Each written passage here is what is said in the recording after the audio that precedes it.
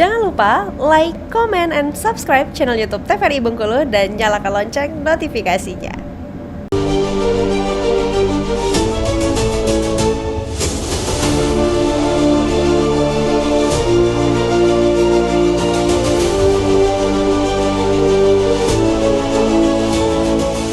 Assalamualaikum warahmatullahi wabarakatuh. Halo pemirsa TVRI dimanapun Anda berada. Senang rasanya bisa berjumpa kembali dengan Anda. Bagaimana kabarnya hari ini? Semoga tetap sehat dan sukses selalu ya. Hari ini kita kembali berjumpa dalam Brendo, tentunya edisi spesial Pilkada 2024 bersama saya Mikrom Utama. Nah, hitungan hari menuju 27 November untuk kita masyarakat Bengkulu menggunakan hak suara kita. Menentukan siapa yang akan memimpin kita di kota Bengkulu selama 5 tahun ke depan. Dan tentunya edisi spesial ini menghadirkan bintang tamu luar biasa, yaitu salah satu pasangan calon agar masyarakat Bengkulu bisa lebih bijak dan menimbang nih. Kira-kira di antara banyaknya pasangan calon wali kota dan wakil wali kota ini, siapa sih mau dipilih? Dan tentunya kami sudah hadir di tengah-tengah kita. Ada paslon 4, ada Beni Soeharto dan Farizal. Selamat sore Bapak, apa kabarnya? Selamat sore. Sudah melewati 3 debat ya? Ya, alhamdulillah. Apa perasaannya Pak? Sangat dinamis ya. Dinamis. Tentunya masyarakat Kota Bengkulu yang menilai. Ya, kalau Pak Farizal sendiri seperti apa? Sangat luar biasa, betul-betul riang gembira. Ya, Tapi betul. semua akan dinilai dan perhelatan ini sangat menentukan siapa nanti yang dipilih oleh masyarakat Kota Bengkulu. Ya, jadi demokrasi yang riang gembira. Ya. Tentu persiapan ini sudah 27 November. Sebentar lagi nih Pak. Ya. Apa kira-kira kolaborasi berdua ini kira-kira apa yang dilakukan sejauh ini? Menuju 27 November. Ya, yang jelas kami Beni Soeharto Farizal calon nomor 4 sudah menyiapkan beberapa strategi program jitu lah ya. Ya. Dari kami berdua, bukan program itu kami mendadak. Memang kaji mendalam dari hasil survei beberapa kunjungan sudah 6 bulan yang lalu, mulai dari persoalan sampah, persoalan tenaga kerja, persoalan juga nanti ada juga UMKM, persoalan juga lingkungan, banjir. Alhamdulillah Beni Soeharto Farizal sudah menyiapkan 4 betul-betul program yang langsung menyentuh rakyat. Ya. Menyentuh dalam arti pertama adalah kita menyiapkan program menyiapkan anggaran 250 miliar per UMKM atau wirausaha yang mana nanti akan di-launchingkan yang insya Allah kalau kami terpilih per UMKM atau per wirausaha itu 5-25 juta. Itu yang pertama. Langsung itu. Dengan pola strategi yang kita miliki, karena saya berdua Pak Farizal ini adalah betul-betul wirausaha murni, entrepreneur ya, memang kami menguasai hal itulah. Yang kedua adalah memang program sampah. Kita tahu sampah di mana-mana itu menjadi persoalan Kota Bengkulu ini. Saya sudah 4 bulan yang lalu langsung menyentuh tempat pengolahan sampah yang ada di Banyumas. Sampah itu betul-betul sampah yang diakui oleh Asia Tenggara bahwa Banyumas itu pengelolaan terbaik sampah di Banyumas. Persoalannya bukan pengelolaan terbaik. Banyumas itu 1,8 juta penduduknya, tidak ada TPA, bayangkan.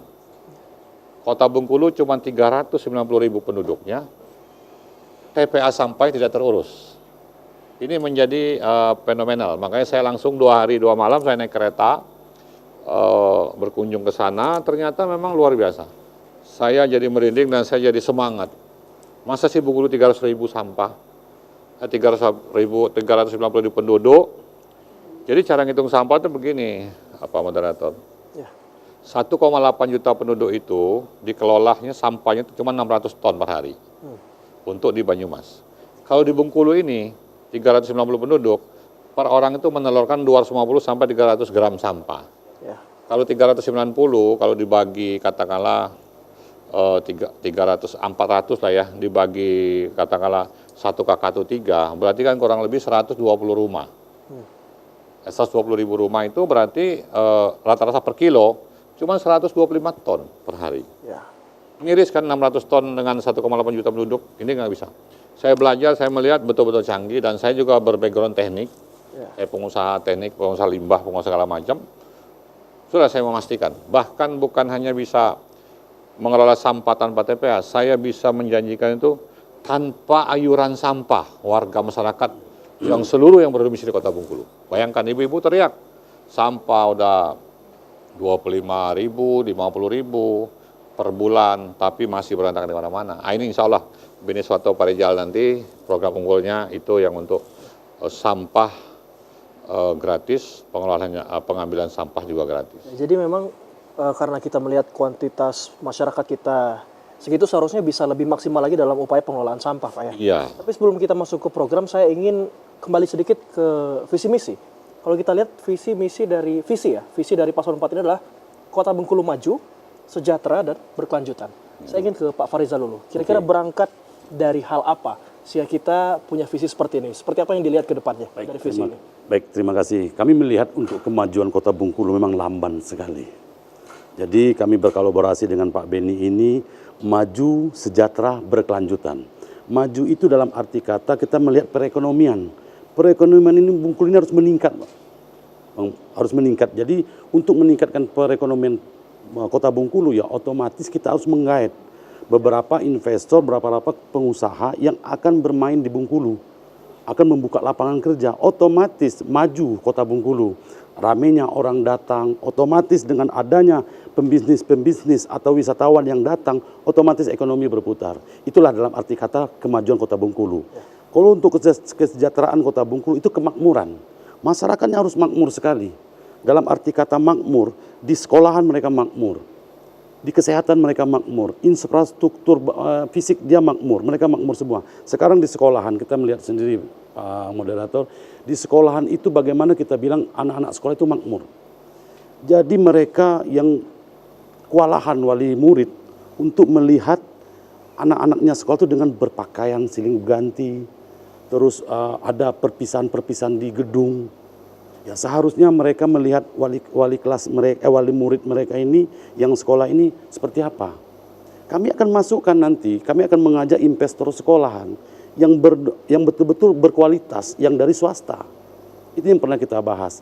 Nah, sekolah-sekolahan sekarang kalau Beni Soeharto Farizal ini terpilih, Pak, SD itu kita bikin nyaman, Pak. Kita bikin semua ruang harus pakai AC. SMP juga begitu pakai AC. Murid belajar nyaman. Lapangan-lapangan di sekolahan itu ada tempat bermain anak-anak. Jadi mereka jadi betah di sekolah. Jadi itu yang kami untuk melihat dari maju dan sejahteranya, Pak. Berkelanjutan, pembangunan harus terus, Pak. Seperti begini, kita membangun infrastruktur fisik. Kita buat gedung ini, buat gedung ini. Kelanjutannya seperti apa? Kalau bakal dirubah-rubah, contoh, Pak, kita punya balai adat. Yang dulu kita bangun balai adat untuk berkelanjutan. Tetapi sekarang berubah, Pak, menjadi Bank Fadilah. Ini bagaimana? Jadi nggak konsekuen pembangunan ini. Jadi pembangunan dirubah-rubah, Pak. Jadi terminal berubah. Harusnya jadi terminal berubah. Harusnya jadi balai adat berubah. Itu infrastruktur fisik. Nah, itulah dalam arti kata maju, sejahtera dan berkelanjutan yang ada dalam visi kami, Pak.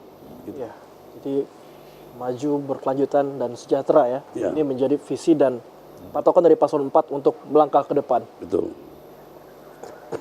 Ya.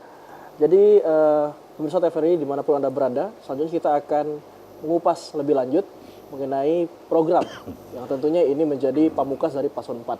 Tapi jangan kemana-mana, kita akan jeda terlebih dahulu, tetap bersama kami dalam Beredo.